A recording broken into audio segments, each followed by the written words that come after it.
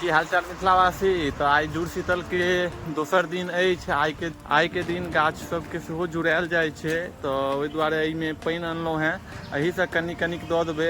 देखियौ एहि खत्तासँ पानि पहिले पटा दै छलियैए, लेकिन आब एहि खत्तामे पानिए नहि छै। ई खत्ता की आ बड़का बड़का पोखरि सब सबटा सुखा गेल।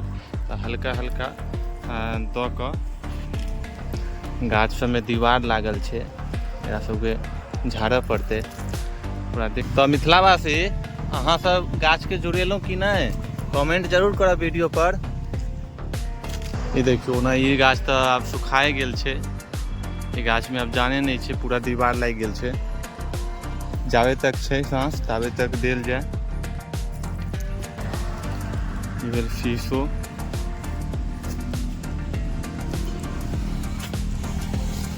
ये सब नवगछरी छै।